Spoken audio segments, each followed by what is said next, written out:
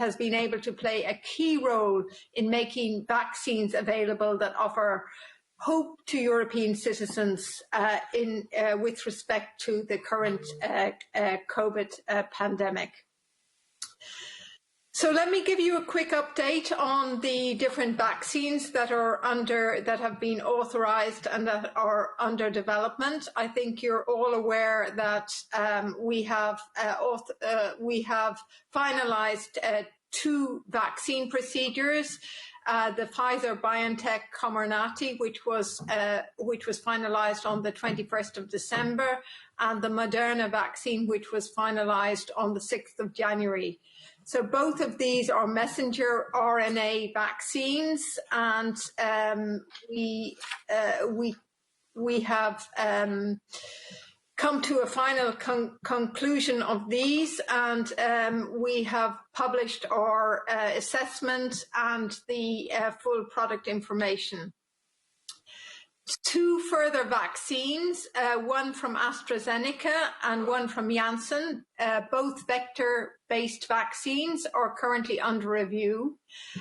We received the conditional marketing authorization application for the AstraZeneca Oxford vaccine on 11th of January, and actually our committee, the Committee for Human Medicinal Products, is meeting this week, and the assessment is currently under finalization, and we're very much hoping for a conclusion by the end of this week. With respect to the 4th vaccine that we're looking at, this is the vaccine developed by Janssen, and it's under rolling review, and we have not got a firm timetable for its evaluation. We're also evaluating a number of other COVID-19 vaccines, or at least they're under development, and we've been in contact with at least 50 developers so far. And this includes the Russia-developed Sputnik vaccine, which is in the context of a scientific advice procedure. Now, in addition to the vaccines, several therapeutics are also in the pipeline, and we have had interactions with about 180 developers of COVID-19 therapeutics, and some of these are likely to come for EU authorization later in the year. Of course, you know that we have hundreds of thousands of Europeans who've become infected with the virus, and many have become severely ill. So we need therapeutic options that can treat these patients and avoid longer-term health consequences as much as possible. So we also have a continuing program with respect to the authorized vaccines. On the 8th of January, we recommended that the product information on the Pfizer-BioNTech, which is now called Comirnaty vaccine, should be updated to clarify that 6 doses of the vaccine could be safely extracted from each vial, provided that appropriate syringes and needles are used. And this means that the maximum number of doses can be extracted, and we can reduce any residual wastage. The other issue that we're working on with the companies and the national authorities is how to ensure that production capacity can be increased. And we're looking at different manufacturing options which require formal manufacturing changes in order to increase the production capacity. I think you're all aware of the problems with supply identified at a European level due to some of the manufacturing issues. We're working with the companies on these, and we very much hope that these will be short-lived. I think it's important also to refer to the fact that we're seeing a lot of mutated variants of the coronavirus, and this requires continuous monitoring of the vaccine performance over time to see how they deal with any of the virus mutations. Now, the current available data suggests that both of the mRNA vaccines can elicit significant levels of protection against the new variants, but we still need additional information and further analysis. We have recommended to the companies, to the authorization holders, to submit information to us on vaccine-induced immune response against the emerging strains as soon as they have generated this data. And we're also looking into what regulatory requirements would we need to support a change in composition of the vaccine, should this be necessary in the light of changing variants in the community. Now, as I've highlighted before, the safety and effectiveness of these vaccines will continue to be closely monitored through the European pharmacovigilance system as vaccines are rolled out across the member state and also, of course, globally. We require companies to provide us with monthly safety updates, and these are in addition to the regular updates that are required by the legislation and also the regular reporting requirements into our pharmacovigilance database. We also require them to conduct specific studies to monitor the safety and effectiveness, and this is part of the conditional marketing authorization. But in addition, we are launching a series of studies of independent studies to look at the safety of the vaccines. With respect to the transparency of this work, we're planning to publish the first COVID-19 vaccine safety update later this week, and this is based on the monthly safety report that has been reviewed and assessed for the Pfizer vaccine. Now, the independent safety and effectiveness studies will be coordinated both by EMA and ECDC. And in early 2020, we sponsored a project to set up tools to help to conduct specific epidemiological studies on COVID-19 vaccines. And we're expecting the first safety monitoring study to be launched next month in February, and this will collect safety data in population groups which are prioritized for vaccines in 5 member states. Later this year, we will launch a much larger prospective study building on the outputs of this previous work, and this will complement the data received from the national pharmacovigilance studies and also from the continuation of the large randomized clinical trials that were used for authorization. We're also closely collaborating with the ECDC, who is coordinating studies to monitor COVID-19 vaccine effectiveness.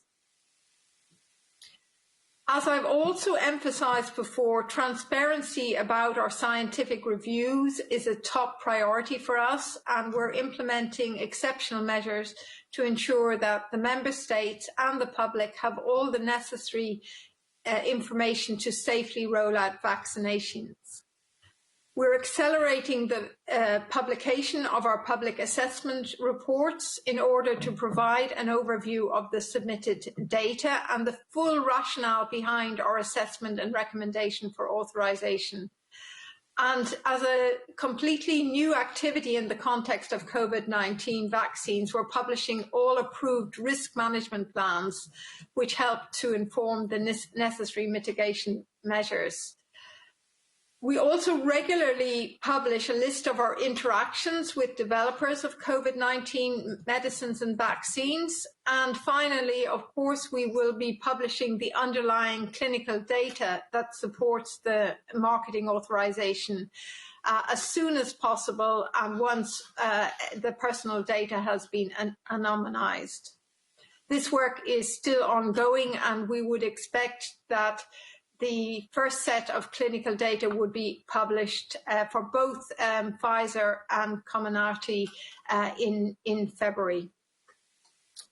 As you can imagine, these are quite extensive clinical data sets, and the work involved in ensuring that we redact the personal data is quite considerable. But I can also say that we're working with Health Canada to try and make sure that we have a common international approach and also to share resources as as much as possible. So this work is still ongoing.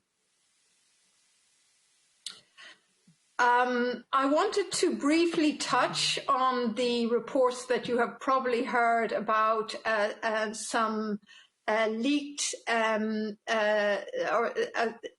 a cybersecurity problem that we had at the end of last year, because a number of documents, a number of internal documents were published on intranet websites and have been some of the internal discussions have been unlawfully accessed and then leaked onto the internet. I think it's important to say that the way these documents were leaked raises concern that the attempt was intended to undermine the trust in EMA and in the assessment of COVID-19 vaccines. At this stage of the investigation, which is ongoing with the Dutch police and with cybersecurity experts, I can say that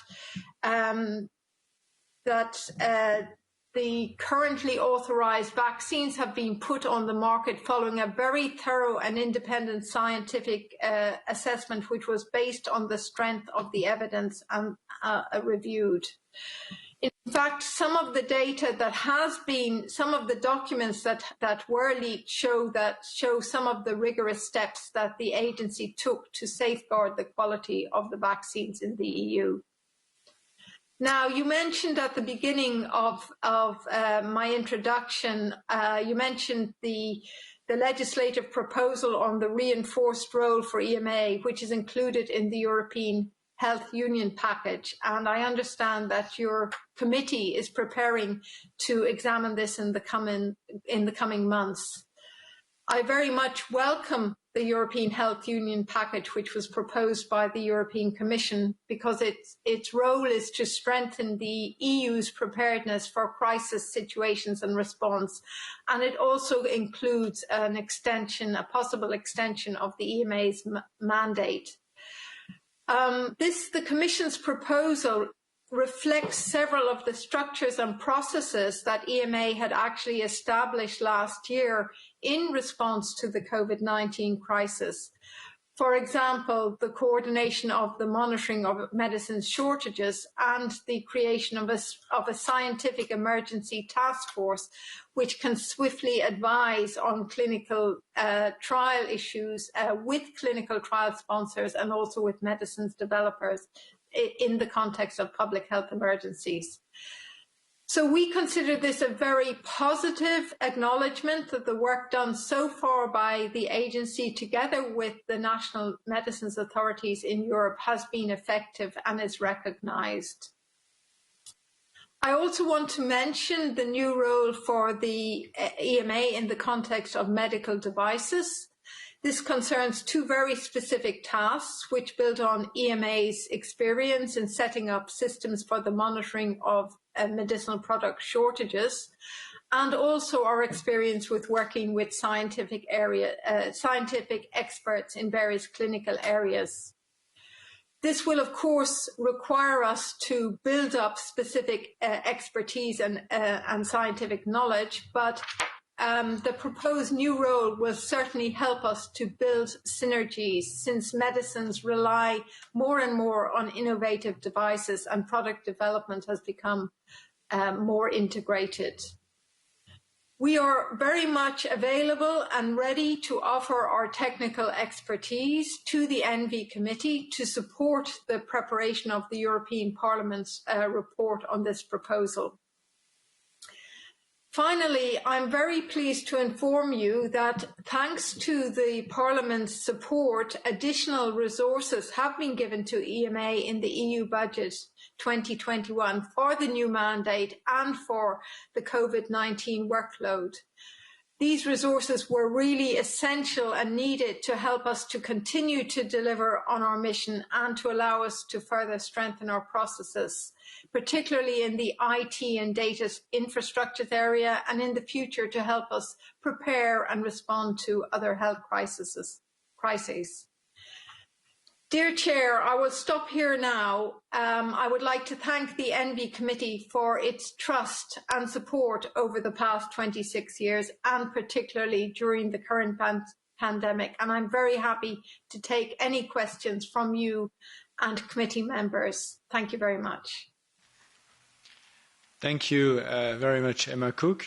So we'll start with the coordinators or their representatives, starting with the EPP and Peter Liese. Thank you, Chair, and thank you, Emer Cooke, for all your hard work. I have two questions concerning the vaccine.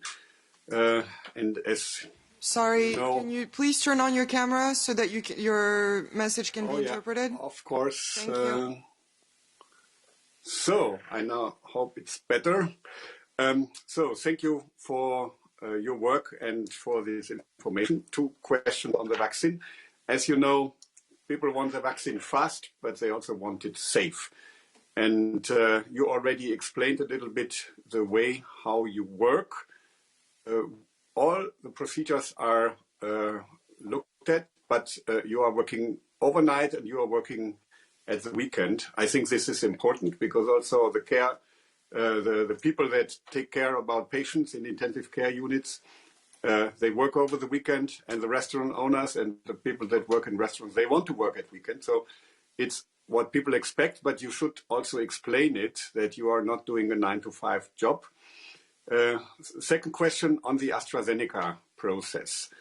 This is a topic of this week, of course, and I think you cannot comment on the supply problem, but I can. I'm really disappointed about the announcement, and I don't think the last word has yet been spoken. We are not treated fair here, but on the quality of the vaccine and the process in EMA, there's a lot of fake news around. In German news, it has been said that the efficacy with the elderly is only 8%.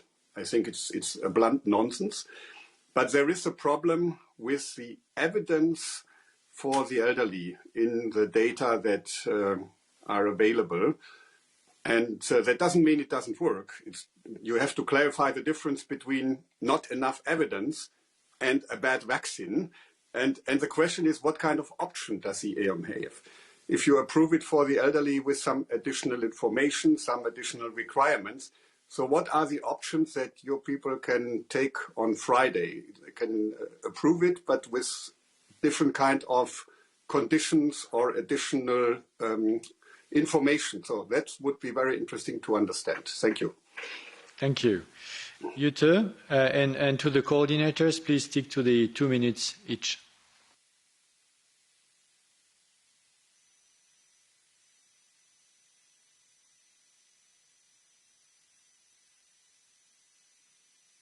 We can't hear you. Try removing the headset. Can you hear me now? Yes, Yeah. Thank you. It's better? Yes. Is it better? Okay? Okay, thank you. There has been much attention given to the process I have to say that there have been worrying reports concerning the process and and also much speculation regarding both the capacity of the production as well as the quality of the vaccine. First thing first, we need to wait a few more days for EMA's opinion on this vaccine. Pending that process, there are still a number of issues that we need to clarify. If all requirements are met and this vaccine is eventually giving the green light. It seems, no, I would like also to say that last Friday, the company AstraZeneca surprisingly informed the Commission and the Member State that it intends to supply considerably fewer doses in the coming week.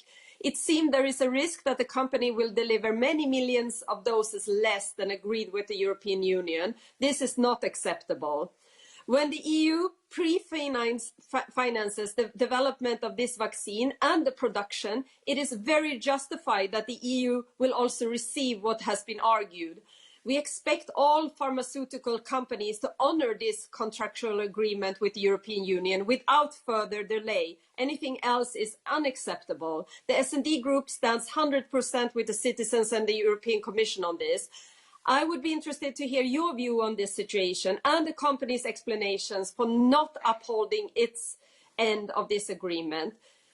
Yesterday, we also heard in media reports suggesting that the vaccine candidate from AstraZeneca would not be permitted for use for people older than 65 years of age due to low effectivity of the vaccine of this age group. I understand that AstraZeneca themselves has denied this would be the case, and they claim it has partly been retracted. I don't want to add any more speculations, but at the same time, if there is any truth to the claim that the use of the vaccine would not be restricted this way, this would certainly have a big impact on the member states' vaccination campaigns. Therefore, I would like to be hearing what EMA's own assessment about this. Can you dispel any misunderstanding about this? Thank you. Thank you. Nils Torvalds for Renew. Thank you, Chair, and thank you, Emma, for being with us here. And forgive me for I might be fairly harsh in my words. Don't take it personally, because we all know that you are not the culprit here. But the problem is like this. What the news we have heard during the last 2 days is actually saying that the process of vaccination will be delayed by about 3 months. Authorities in Finland already sent me a message here almost a month ago that I might have, as I said, 75 years old, I might have a possibility to get vaccinated in April or May. Now, this is going to be September. During the first year of COVID, more than 500,000 Europeans have died. If you postpone or delay vaccination with 3 months, that can be translated into a number of dead people, and that number is something between 100,000 and 150,000. So we are actually not speaking about small numbers. We are speaking of a very, very serious problem where somebody has played it in a way that we, the parliamentarians, can't even control what's going on. And this is, as you can understand, not very acceptable. So we need all the information, because we are dancing on the graves with this information we have so far got. So sorry, Emer, for being very emotional in this speech, but if you would see my email, if you would see what I've been approached by from other MEPs here, then you probably would understand that there is no other human way of handling this issue than being fairly upset. Thank you. Thank you. For ID, Silvia Saldone. Grazie. Lasciatemi fare una premessa in merito alle ultime indiscrezioni legate ai contratti stipulati dalla Commissione europea con le case farmaceutiche. Come è oramai noto, Pfizer ha voluto che nel contratto venissero inserite formule per garantirsi il più possibile da reclami in caso di mancato rispetto del cronoprogramma di consegna dei vaccini. Si parla addirittura di assenza di penali. Ma la cosa più importante è la mancanza di responsabilità in caso di reazioni avverse alla somministrazione dei cittadini vaccinati. La società, in pratica, si dichiara non responsabile per eventuali richieste di risarcimenti e indennizi, con il risultato ovviamente che saranno gli Stati a pagare in caso di problemi. Mi chiedo e vi chiedo come sia possibile arrivare a questi accordi penalizzanti per i cittadini europei e per gli Stati europei, e soprattutto perché sono stati fatti così. La mancata trasparenza di cui chiediamo conto da ottobre è un danno per tutti. Detto questo, il processo di vaccini sta subendo ritardi notevoli. Il coordinamento europeo si sta dimostrando fallimentare, visto che siamo in ritardo nei confronti di tutte le altre aree del mondo, o comunque della maggior parte di esse. Chiedo dunque di spiegare i motivi di questa carenza di vaccini e chiarirci, a questo punto, i tempi per la vaccinazione. In Italia gli over 80 già rischiano 2 mesi di ritardo sulle vaccinazioni. Insomma, è francamente inaccettabile.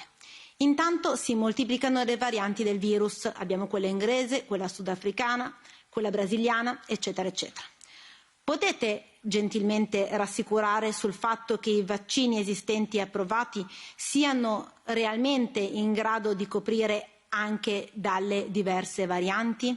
Grazie. Okay, thank you, and please focus on questions that are in the remit of the EMA if you want to have answers to your questions. I will move to the Greens and TMS. Thank you very much, Mr. President. Dear Mrs. Cooke, I have 3 questions, and I will start with the one on transparency. First of all, I would like to welcome the EMER's effort towards making the process of COVID-19 vaccines and medicines authorization more transparent. You tried to collaborate with us, members of the European Parliament, and we thank you for that. However, EMA had said the clinical trial data would be published after marketing authorization was granted. But the data from Pfizer-BioNTech vaccine are still not published, nor for the Moderna one. Transparency is key in building trust with citizens. No further delay is therefore acceptable. So when I heard well, you said that you will publish the raw data for the authorized vaccines in February, right? Even the scientific community has so many questions that this is a key issue, really. My second point, which is related, regards the additional studies the EMA says it has requested from the vaccine manufacturers for specific population. Do you have more data now on the safety of the vaccine for children, for example, for pregnant and lactating women, and for people with specific conditions such as chronic diseases? These populations are more at risk and should therefore be given priority when it comes to vaccination, but they need more information on how the clinical trials included them. We are talking here about millions of EU citizens.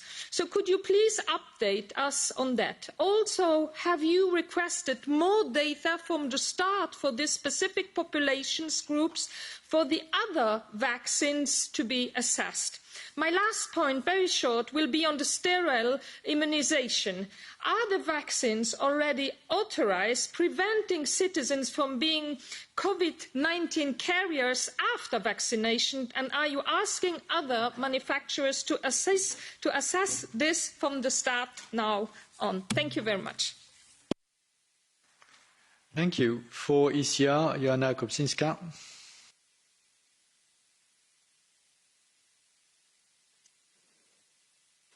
Dziękuję Panie Przewodniczący. Szanowni Państwo, w celu utrzymania najwyższego poziomu bezpieczeństwa EMA opublikowała kartę informacyjną dla pacjentów w językach narodowych Unii Europejskiej dotyczącą sposobu zgłaszania podejrzewanych działań niepożądanych w trakcie stosowania produktów leczniczych, w tym również stosowanych szczepionek w walce z COVID-19. Zgłoszenia podejrzewanych działań niepożądanych leków, w tym szczepionek dopuszczanych do obrotu na terenie Unii Europejskiej, są publicznie dostępne za pośrednictwem witryny przeznaczonej do zbierania zgłoszeń o podejrzewanych działaniach niepożądanych.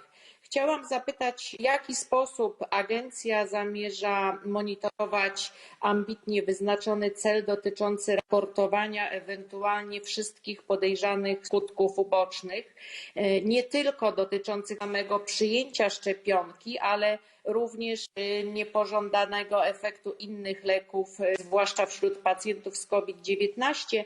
I krótko chciałam zapytać w kontekście szczepionki Johnson & Johnson, która prawdopodobnie w lutym dopuszczona zostanie do obrotu, jak słyszeliśmy z ust pani komisarz praw zdrowia.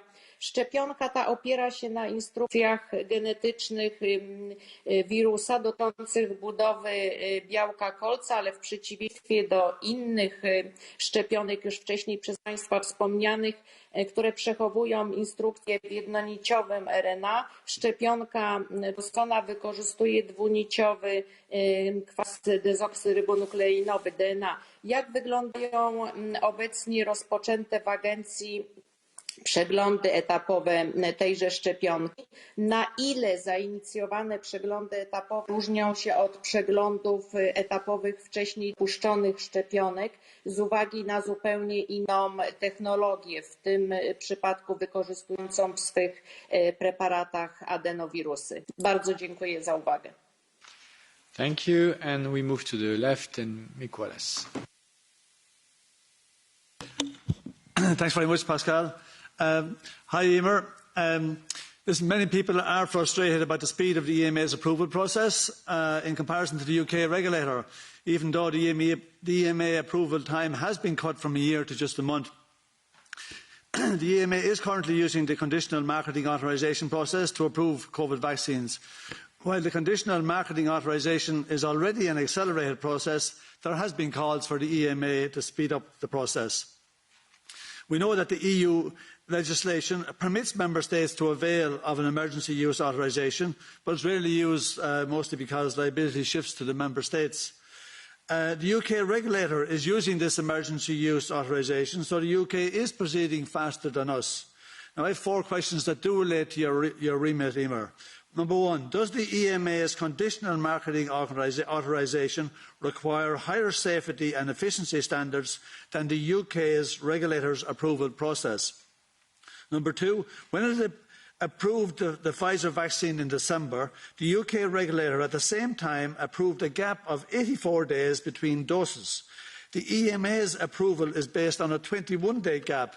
Do you foresee the EMA approving anything like an 84-day gap, or might the EMA approve a gap greater than the 21 days? Next, the AstraZeneca vaccine was approved by the UK regulator on December 30th. Yet, AstraZeneca only applied for approval to the EMA on January 11th or 12th. Can you explain this delay? For example, does the EMA demand more complete or higher quality data than UK regulator? And lastly, you were the chair of the International Coalition of Medicines Regulatory Authorities. The UK regulator is a member of this coalition. Now, I heard you on a webinar recently and you said we are in weekly, if not daily, interaction with the UK regulator. What contact has the EMA had with the UK regulator in relation to COVID vaccine approval? Thanks, Emer. Thank you. Emer Cooke, the floor is yours for 10 minutes for your answers. Yeah. Okay, so thank you very much. Some very interesting and important questions, and some of them, I'm afraid, are really a little bit outside the remit of EMA, but I will certainly address all of those that are within our remit. So let me start with the questions on how hard we're working. I can assure you that my colleagues who are involved in the COVID-19 vaccine process are working around the clock, and the rapporteurs and co-rapporteurs in the member states are working around the clock. It is not unusual for me to open my emails and see exchanges of emails at 4 o'clock in the morning or at midnight in the evening. At the moment, the committee is ongoing, and it's ongoing from the early hours in the morning until late hours in the evening, and still they have to do additional work after the meeting's finished. So really, our staff, my own staff, and the staff in the member states, the experts who are leading the assessment process, are working as hard as they can to make to deliver a robust and scientific review for the European patients. I wanted to talk about the issue of the problems with the availability and the production, and this, of course, is outside our. there are only some things that we can do about it, and the sort of things that we can do in the context of production is to work with the companies and the member states to make sure that new manufacturing sites get available as soon as possible once the company has validated the supply. We can work to help solve any type of manufacturing issues that do delay the supply.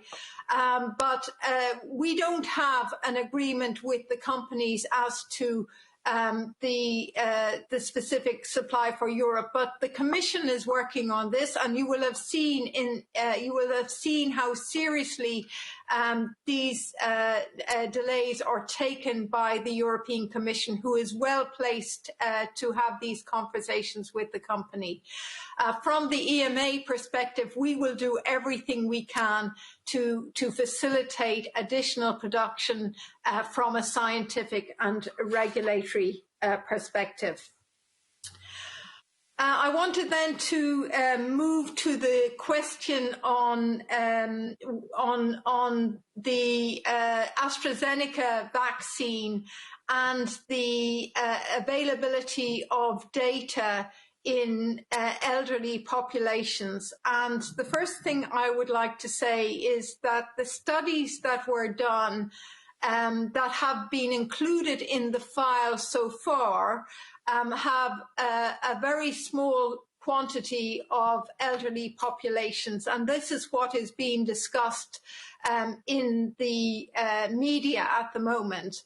But our scientific committee is looking at the totality of the data to see what that data means in terms of the populations that were studied and what could reasonably be expected in populations that maybe have not been studied yet. And this is a normal process in relation to any vaccines. We have to weigh up, we have to look at the data that's there, look at the science behind it and what we can expect that data to mean.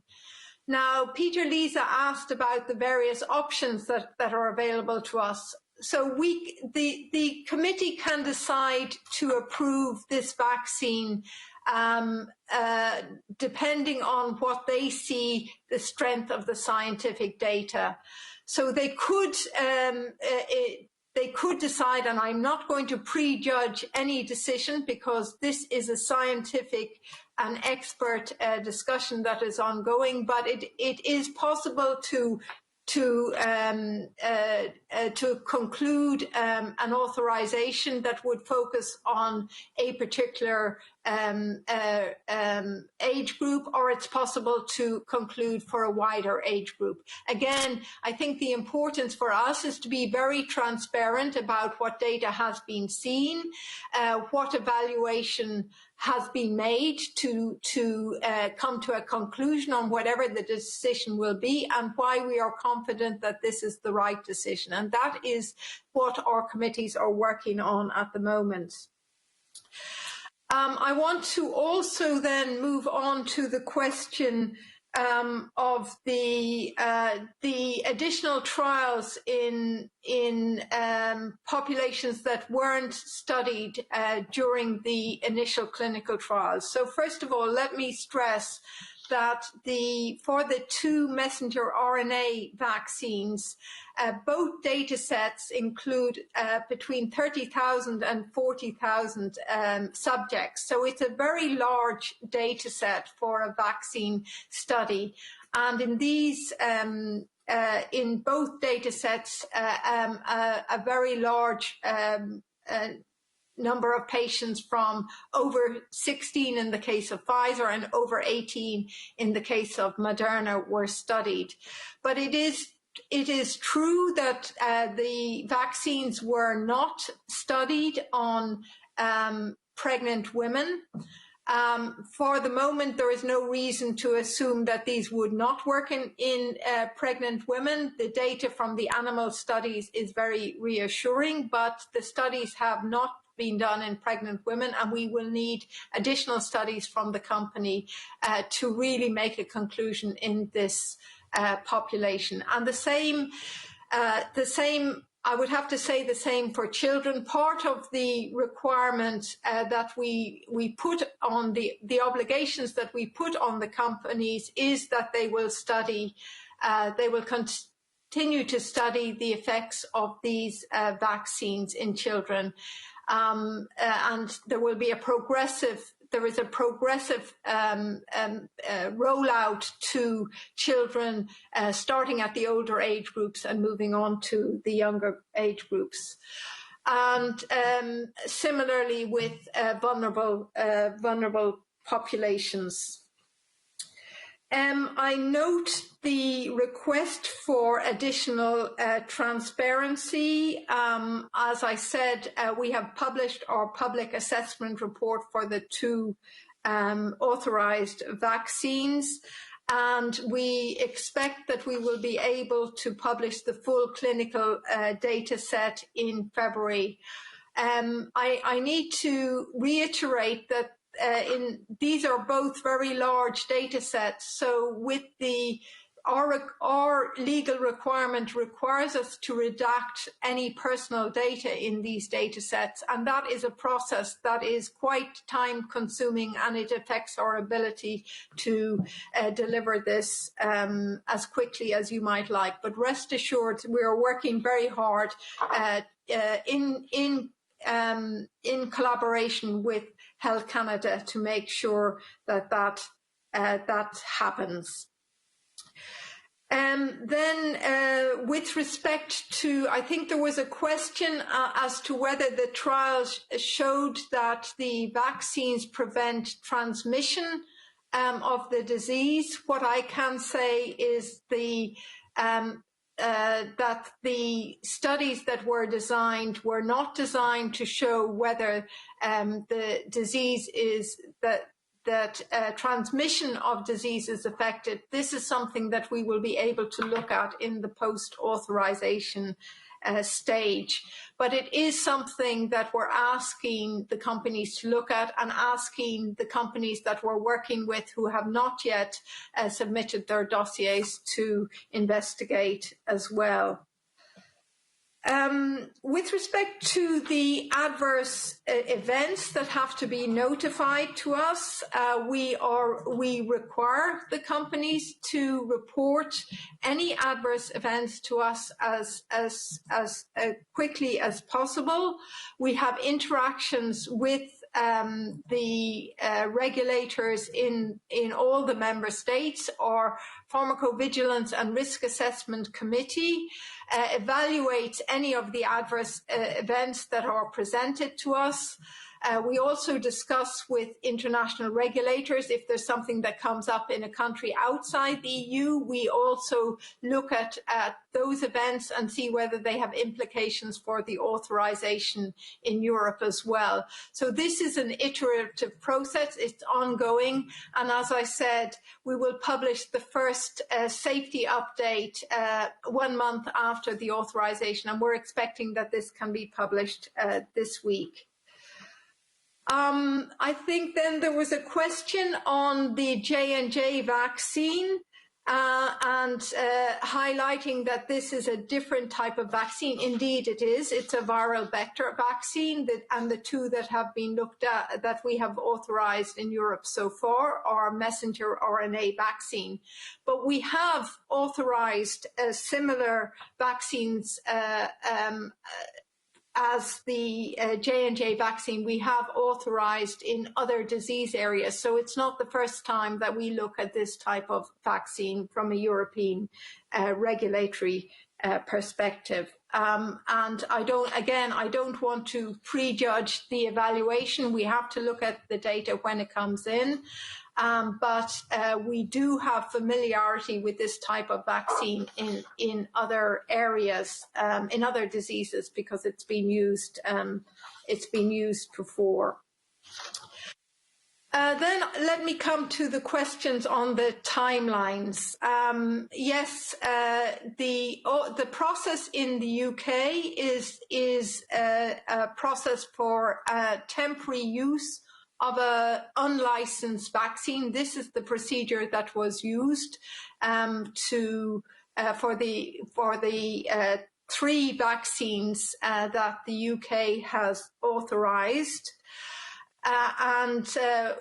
We have this facility to have a temporary use authorization is not something that is within the mandate or within the remit of the European Medicines Agency. We have been discussing with the member states, and we have listened to member states as to what the appropriate mechanism for in emergency situations, and we are confident that the process behind a conditional marketing authorization provides a robust scientific review that can be relied upon in all the 27 member states. The conditions and the criteria that we use for the evaluation of the conditional marketing authorization are the same conditions that we would expect for any vaccine. The only difference is that we can allow some additional data to be provided post-authorization. So particularly on some of the production facilities, some of the additional studies that we would like to see, we allow them to be performed as a specific obligation for the company post-authorization. With respect to the data, the interval between the doses, the intervals that we include in our product information are the intervals that are studied in the clinical trials. So we are able to conclude, to make a judgment based on the data that is provided to us. And in the case of the Pfizer vaccine, this was 21 days between the first dose and the second dose, and there was some interval, I think it was between 19 and 42 days that they saw in the clinical trials. In the case of Moderna, it was a 28-day interval, and there was some variability. But we have to authorize on the basis of the data that is submitted to us and what the trials show.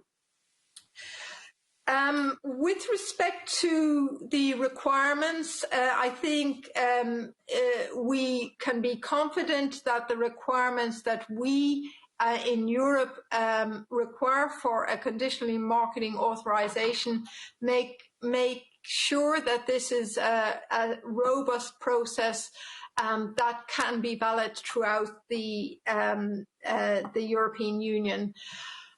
It is true that the AstraZeneca vaccine was given a temporary use authorization in the UK before it was submitted in the EU.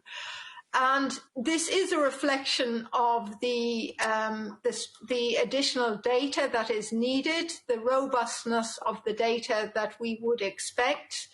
In fact, we're still receiving data as we speak on the AstraZeneca vaccine. There are still trials ongoing, and we had a significant amount of additional information submitted shortly after the marketing authorization application was formally submitted to us on January the 11th. So we have, there is additional packages of information coming in all the time that is helping us to understand better how this vaccine performs. And then finally, I think the question was with respect to our collaboration with international regulators, in particular the UK regulator. And I can certainly assure you that we're in close contact with international regulators. In fact, prior to the final agreement on the Pfizer vaccine, and I think you will recall that there were some reports of allergic reactions following the Pfizer vaccine in the UK. We had discussions with the UK authorities about those reports. We took those into account in the evaluation at a European level. So we are in regular contact with the UK regulator, as well as with other regulators, including FDA, Health Canada, Japan, etc. And a number of regulators have actually participated in our evaluation process. So hopefully I've addressed... Oh, sorry, and you did ask about the variants, and of course I mentioned this in my opening remarks because of course it's an issue that's on everybody's mind at the moment. How will the vaccines react to the new variants? So what we've, for those vaccines that are already authorized, we've asked the companies to look at the effect of the new variants on the performance of the vaccine. So far, this has been in vitro studies, and the initial indication is that these vaccines will continue to be effective against at least the UK variant. I think the South African variant is more complicated, and we need additional work to determine the efficacy of these vaccines in those populations. But as you're aware, there is continuous mutations. This is something that we expect with any virus, and we constantly have to revisit the data and to see what the impact is if the epidemiology changes. So we're looking at two issues. One, asking the companies to perform studies to see, to look at how whether there's an immediate problem in the context of the new variants. We're also looking at if there was a need to change the vaccine to take account of the new variants, how we would be able to look at a regulatory change. So that's something that we've also started to look at. But so far, at least for the mRNA vaccine, the initial finding, or the initial studies that the companies have done look like that they will continue to be active, at least against the UK variant. So I hope I addressed. Yeah, thank you. Thank you. And thank you for having provided the response to the last question, which was obviously an important one. So I'm going to close the list for the Catch the Eye. Just for all the members and for you to know, Emer Cooke, we still have more or less 20 questions. And we have 30 minutes left. So I will have to be very strict on the timing. It's 1 minute per question. Otherwise, I will not be able to give the opportunity for all the members willing to or ask a question. And I think it's fair to try, at least, but it depends on me, it depends on you as well. So let's start, and I will stop after 1 minute. Let's start with Christian Buzoy, who is the EMA contact person for the EPP.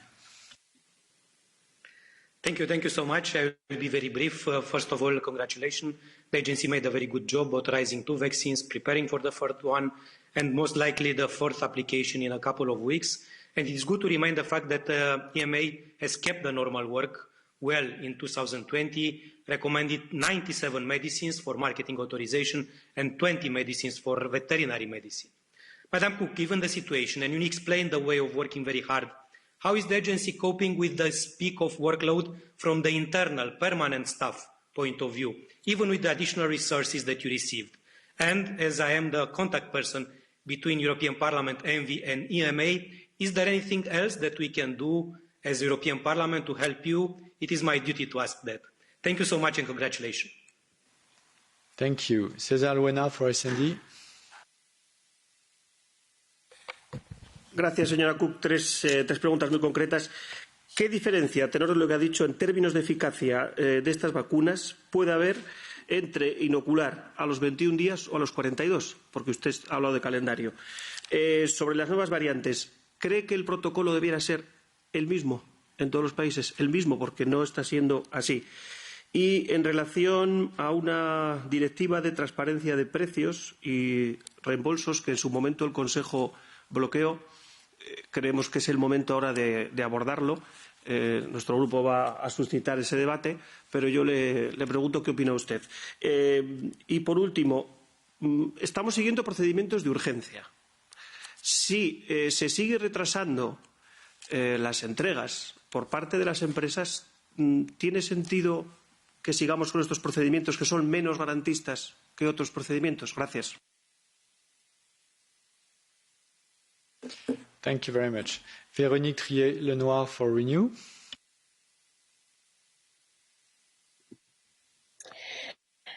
Merci, Monsieur le Président. Madame la Directrice, votre agence est sous les feux de l'actualité. Nous voulons vous réitérer ici tout notre soutien dans vos actions et dans le renforcement de cette agence. Alors, vous avez déjà eu et vous aurez encore beaucoup de questions sur les vaccins. Eh bien, moi, je ne vais pas vous parler des vaccins.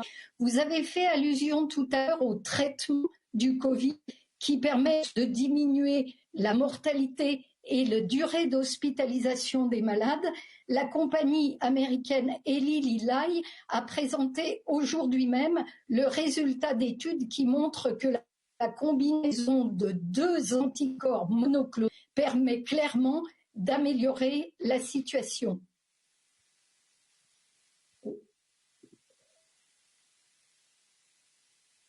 We lost the connection. Okay, so I suggest we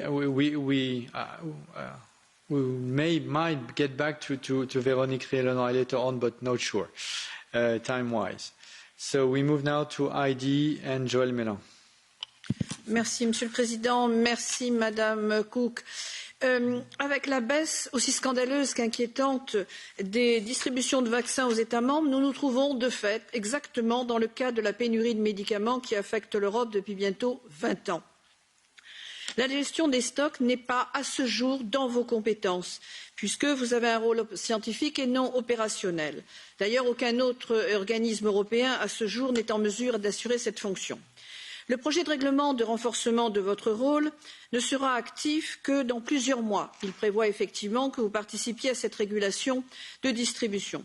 Alors ma question est la suivante. Comment comptez-vous d'ici là pouvoir mener de front votre rôle majeur d'évaluation des effets des vaccins avec toutes les données contradictoires qui apparaissent et surtout les données nouvelles à partir des vaccins, à partir des variants, et en même temps vous chargez, comme vous avez commencé de le faire, d'être partie prenante dans la régulation de distribution des vaccins. Ne pensez-vous pas, il en est encore temps, que le rôle devrait être rempli par le CDC, qui lui est un organisme de veille et un organisme d'alerte? Je vous remercie. Merci beaucoup. We move to the Greens and Jutta Paulus.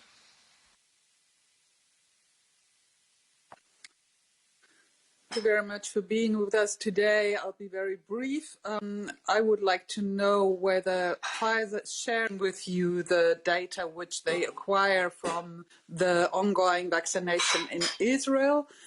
Secondly, do you also look at other methods apart from dexamethasone, which is listed on the EMA's homepage, which could be used as treatment for COVID-19? And thirdly, is there a difference between the specification of the vaccine of AstraZeneca as they supply to the UK agency as opposed to supplying to the EMA, which might be a reason for AstraZeneca saying they cannot deliver to EU? Thank you. Thank you. We don't have any speakers for ECR, so we move to the GUE and Madame Konieczna.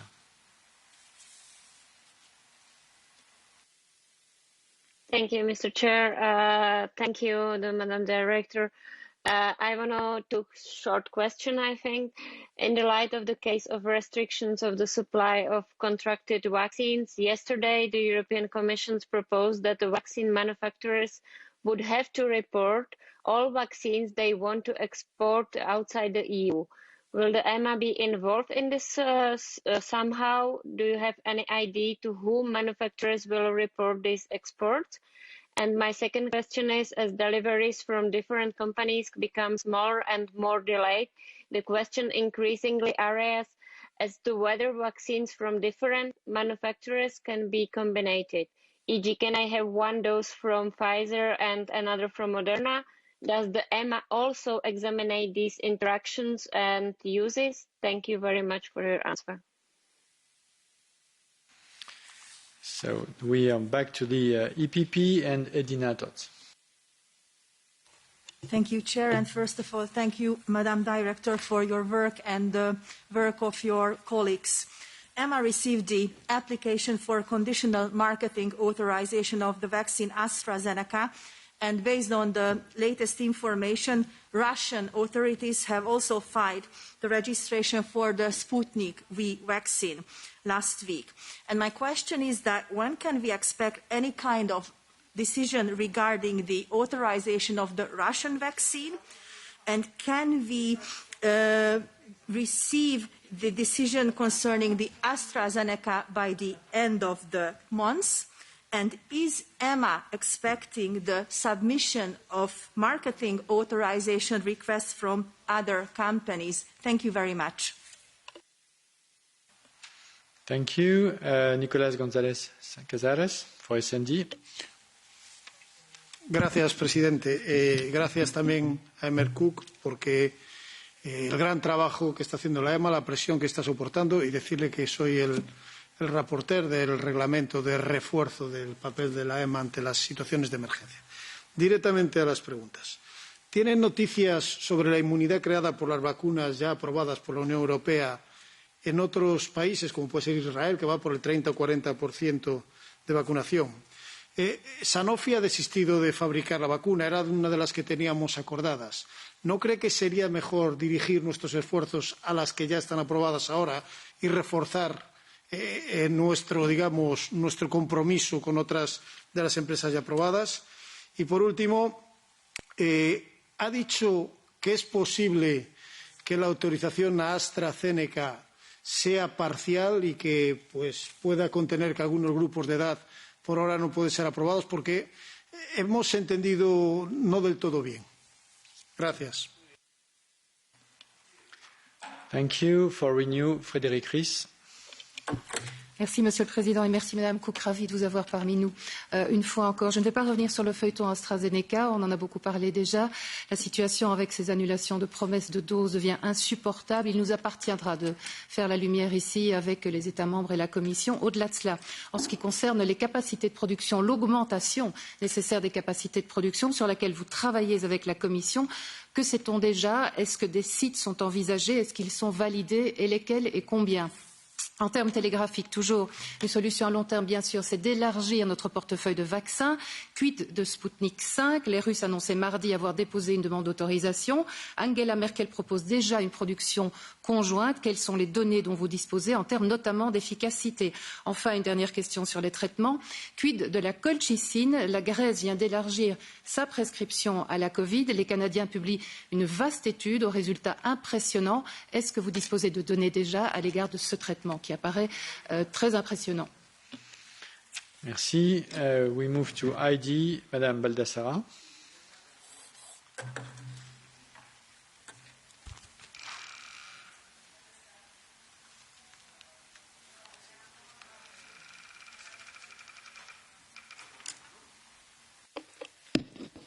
Ms. Baldassare, can you hear me? Can you please turn on your video and your microphone?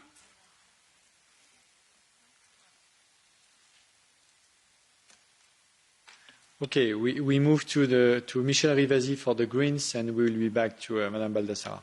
Michel Rivasi for the Greens. Merci, Monsieur le Président. Merci, Madame la Directrice. Et je voudrais quand même féliciter votre agence et notre agence, parce que c'est vraiment, elle fait un boulot considérable. Moi, j'ai deux questions à vous poser. Rappelez-vous, en juillet 2020, le Parlement a voté une dérogation concernant le règlement 2020 sur les OGM. et pour faciliter les essais cliniques sur des vaccins contenant des organismes génétiquement modifiés, dont les ARM. Hein. Et là, la Commission nous avait promis que dès qu'il y aurait l'autorisation, les fabricants devaient fournir cette étude, notamment sur les risques environnementaux et la toxicité. Est-ce que les fabricants Pfizer et Moderna ont fourni ces études? Et deuxième chose, concernant toujours les ARN messagers, il y a plein de gens qui se posent des questions sur la possibilité que l'ARN, par une enzyme retranscriptase, puisse modifier l'ADN.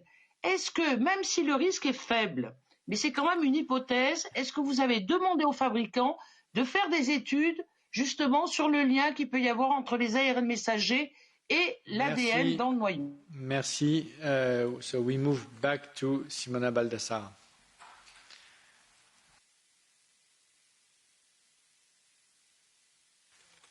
Ms. Baldassare, can you please press the speak button just once? Mi sente? Sì, signora, la sentiamo e la vediamo. Se può, per favore, schiacciare sul bottone speak una volta sola. Mi sente? Sì. Eccoci. Grazie Presidente, scusatemi per questi inconvenienti. Volevo ritornare un attimo sul vaccino russo perché è una cosa che ritengo molto importante. Nei giorni scorsi abbiamo avuto notizia appunto dell'approvazione dell'utilizzo in Ungheria dello Sputnik 5 e quindi volevo una conferma dell'EMA che sia in fase di autorizzazione, ma soprattutto sapere quanto tempo ci vorrà per ottenere questa autorizzazione, perché bisognerebbe approvarlo con urgenza data la situazione di emergenza in cui tutta Europa si trova e tutto il mondo. Fino ad ora ci siamo mossi con eccessiva lentezza nell'approvazione anche dei precedenti vaccini e non possiamo permetterci ulteriori perdite di tempo. Grazie. For EPP, Madame Glavac.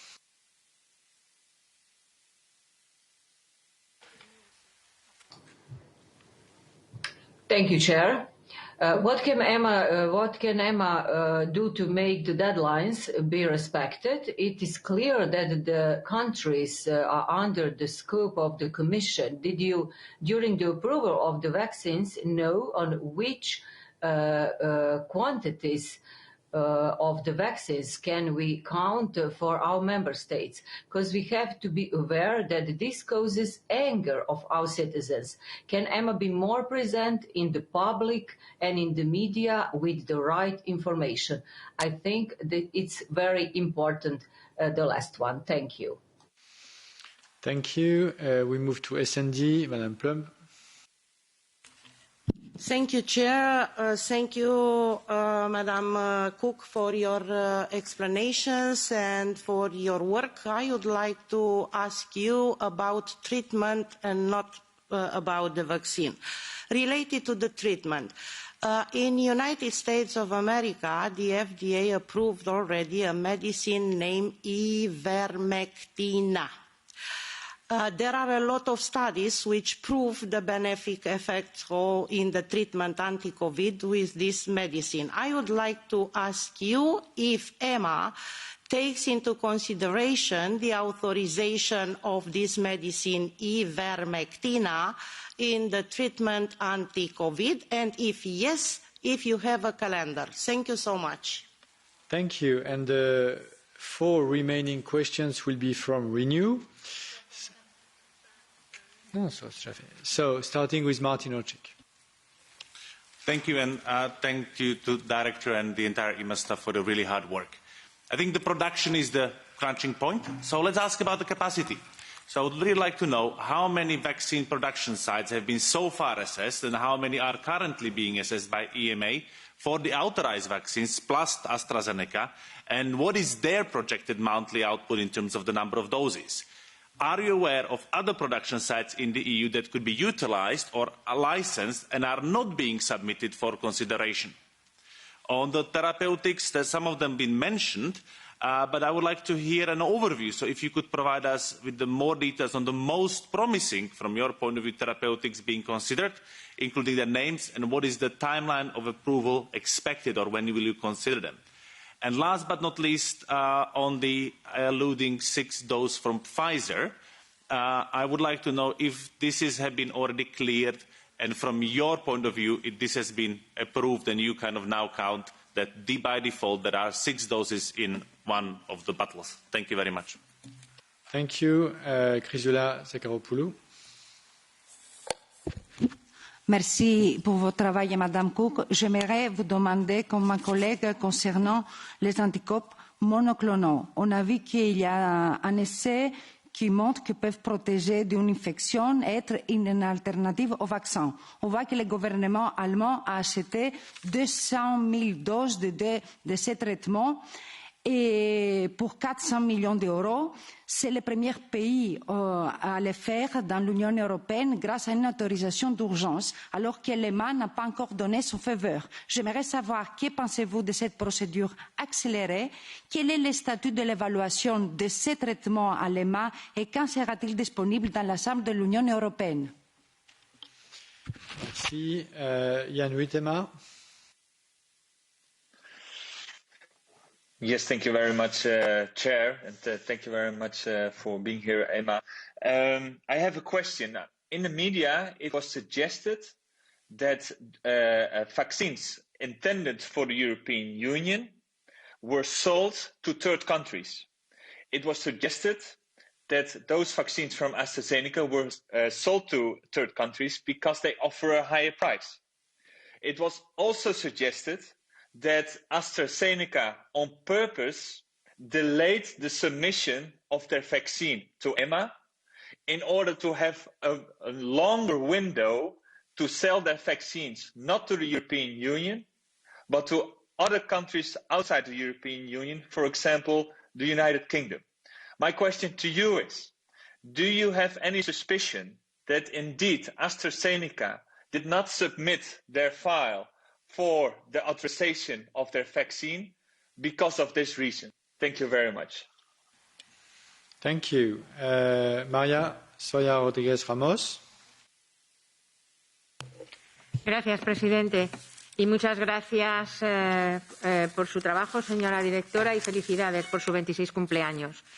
Efectivamente, quiero preguntarle por el anuncio de AstraZeneca de reducir su suministro anunciado en más de un 60%.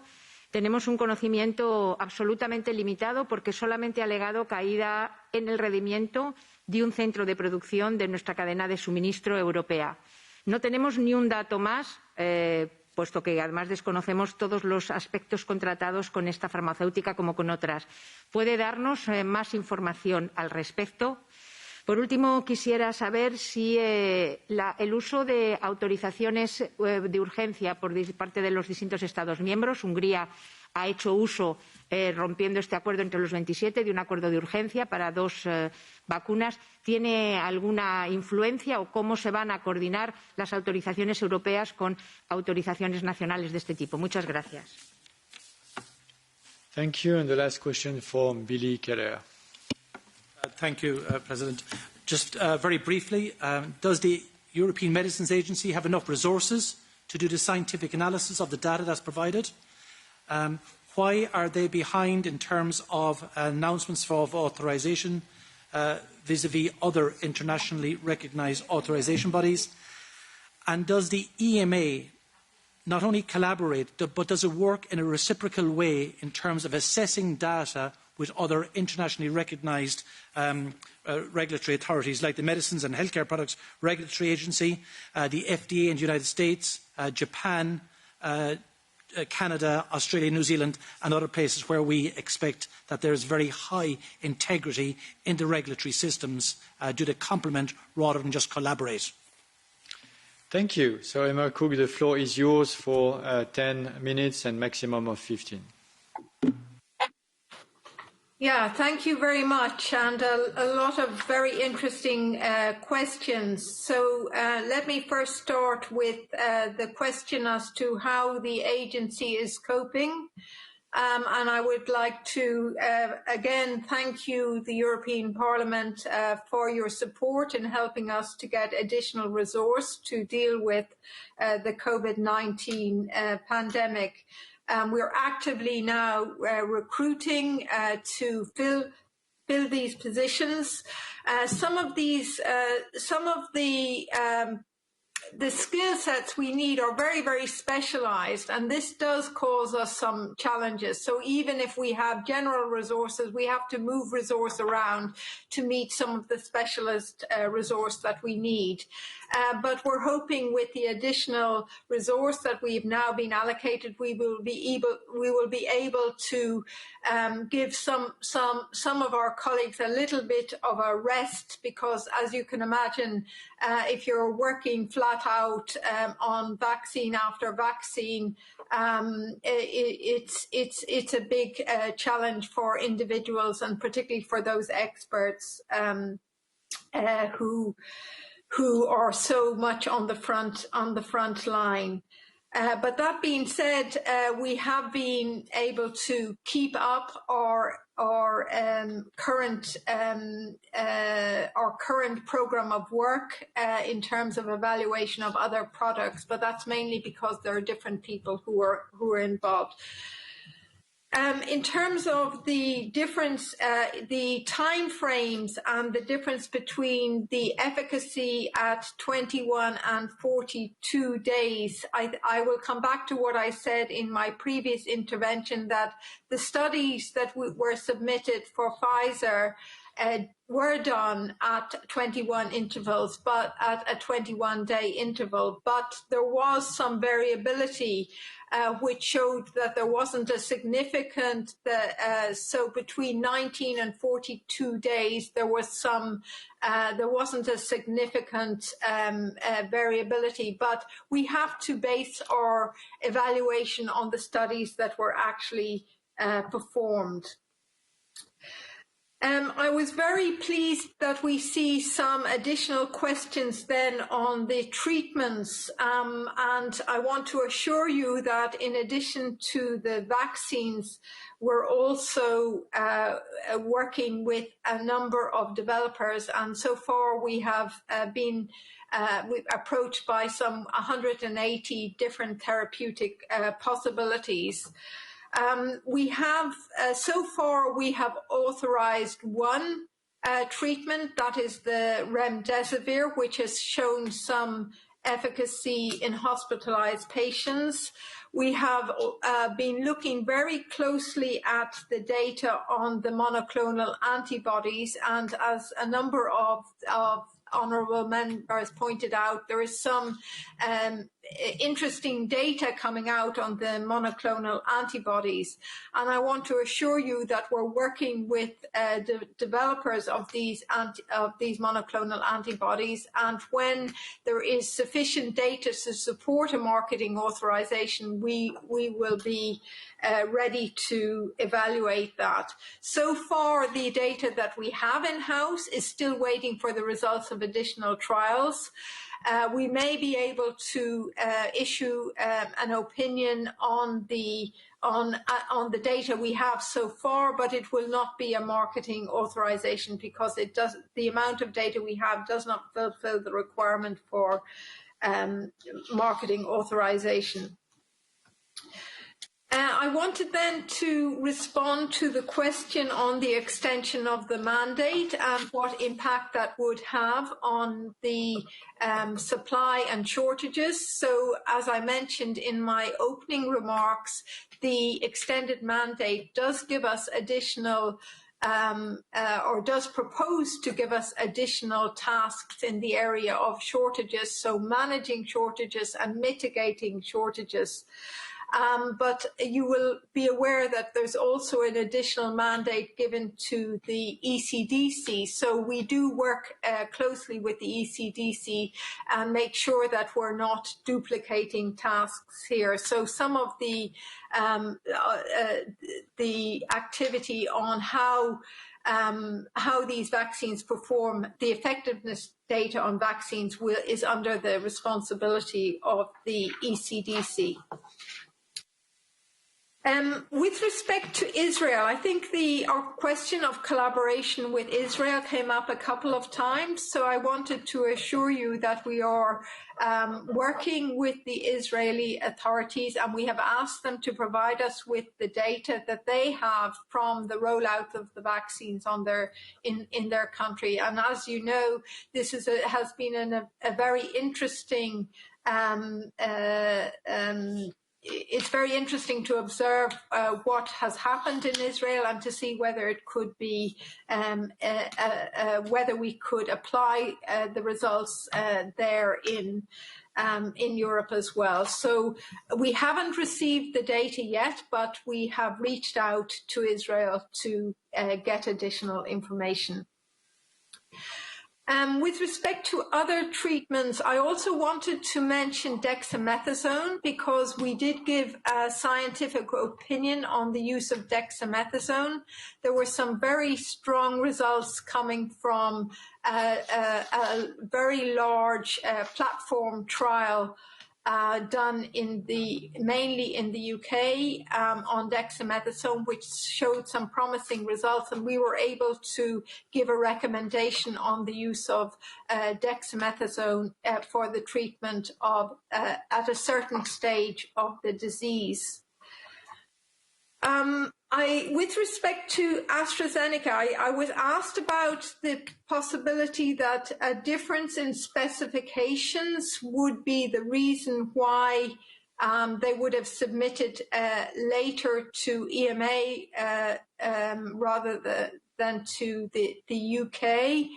As I said, the evaluation of the AstraZeneca file is ongoing at the moment, but we have no reason to think that there would be a difference in specifications for the UK temporary authorization.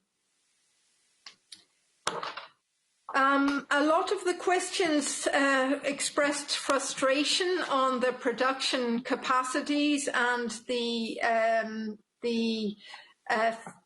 problems that companies have in fulfilling their commitments. I can only say that we share those frustrations, and what we can do is to really see if we can help to facilitate the inclusion of additional production facilities, if we can try and streamline these processes so that in some way we can avoid some of the delays that are anticipated.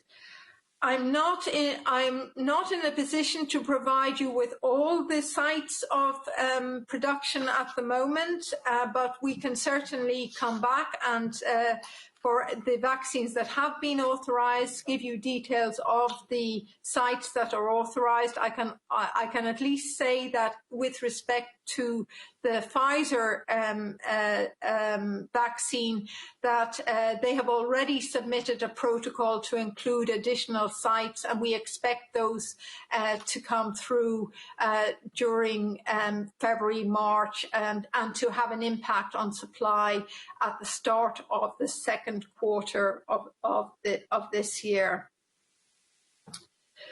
I wanted to, there were a couple of questions on the Russian vaccine. I think I need to make it very clear that while we have had interactions in the context of the Russian vaccine, and we're very pleased that that we are going to be in a position to look at this vaccine. At the stage at which we are at is at the scientific advice stage. We have not received an application either for rolling review or for marketing authorization.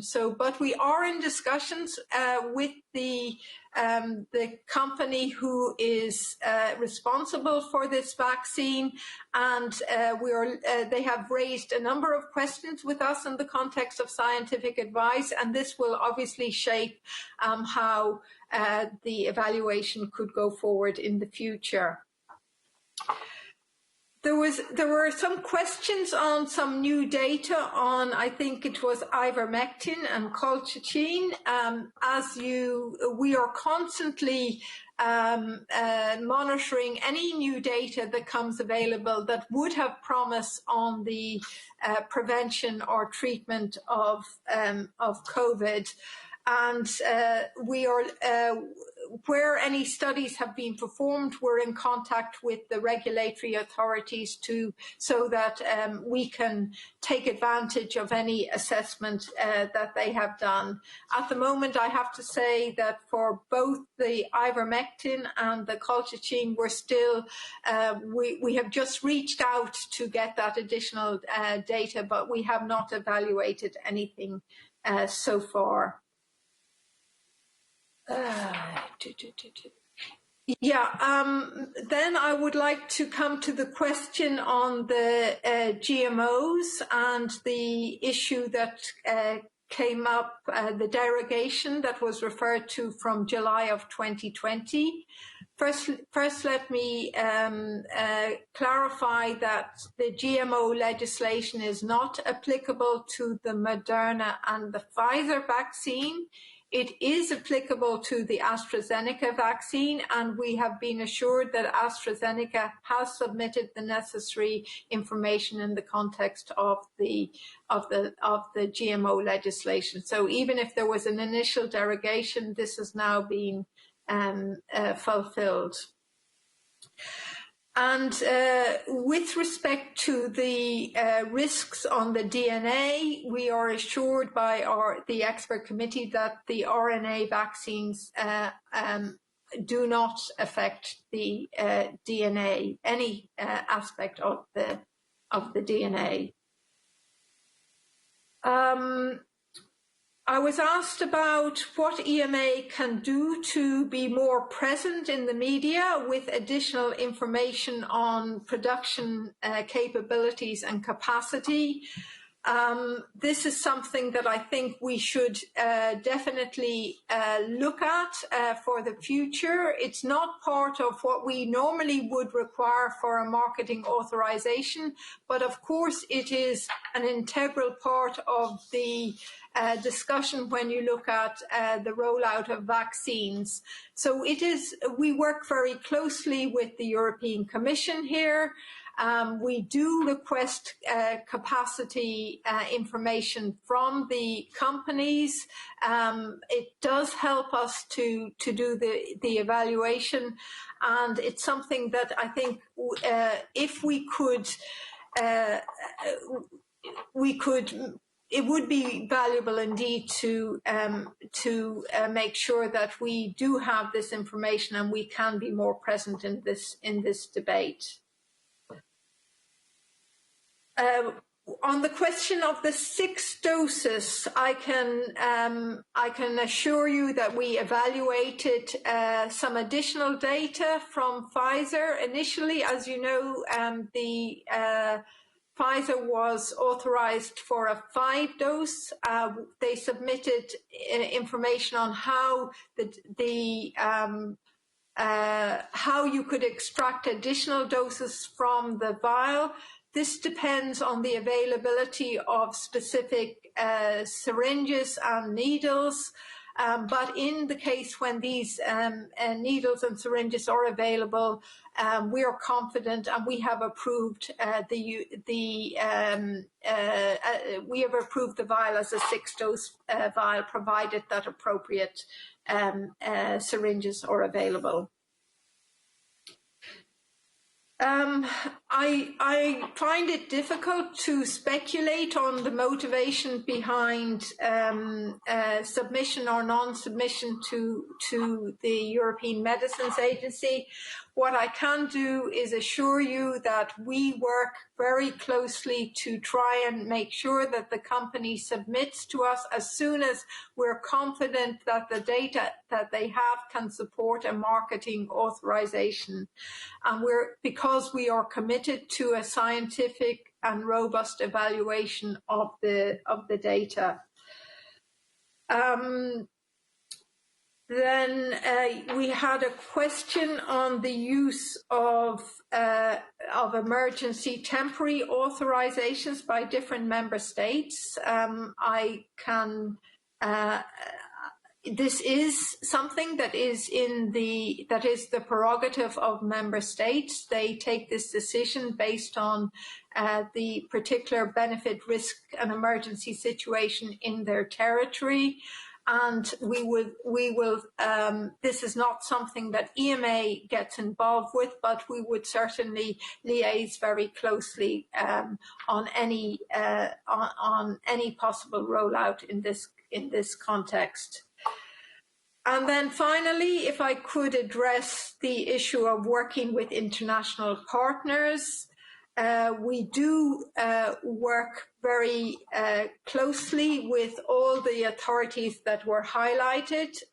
Let me highlight a project that we have initiated, and this is a project called Open, where we actually invite regulators from outside the EU to be involved in our scientific assessment.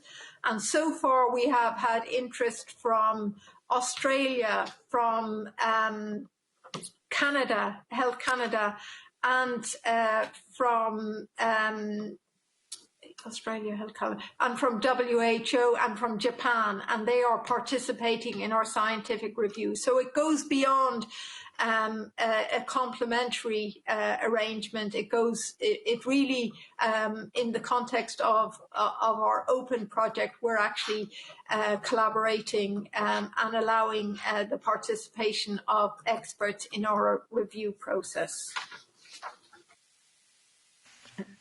Thank you. So thank you for your precise answers, and I would like to reiterate the support of the European Parliament and the support of the ENVI Committee to your work, to your team, and to your decisions. And you can count on us to try to stay on that line, avoiding rumors, avoiding fake news, avoiding overreaction, but always wanting transparency on data, always wanting to have fact-based answers from the various European authorities, including yours. I think that's the role of the European Parliament here.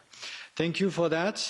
Thank you, Emer Cooke. And we are going to switch to the next agenda item, and I will hand over to Vice President Bas Eickhout for the remaining part of the session.